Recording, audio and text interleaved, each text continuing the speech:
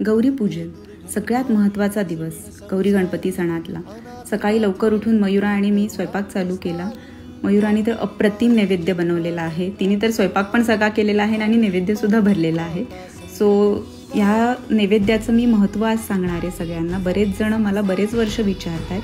So हा नैवेद्य पूर्ण चांदीचं पान आहे केळीचं आणि वाट्यासुद्धा द्रोणसुद्धा चांदीचे आहेत.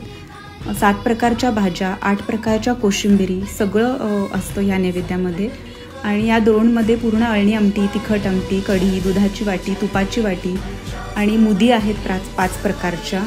साखर भात, शिरा, मसाले भात, पांढरा भात, शेवयाची मूद आहे, अळूची वडी, भजी, तळण आणि अशा प्रकारे हा पूर्ण नैवेद्य भरून झालेला आहे. महत्त्व असं आहे की या नैवेद्याचं की वर्षभर आपण जे जे काही जेवणातले पदार्थ खातो ते गौरीला आपण म्हणजे वाढायचे असतात. म्हणून हा पूर्ण महान नैवेद्य बनवायची प्रथा आहे आमच्या वाड्यामध्ये. गेले 200 वर्ष झालं आम्ही हे प्रथा चालवत आलेलो आहोत आणि मी सुद्धा आवडीने करते. हे सगळं मला खूप जास्त आवडतं करायला आहे आणि अशा प्रकारे मी हा सगळा नैवेद्य दाखवलेला आहे.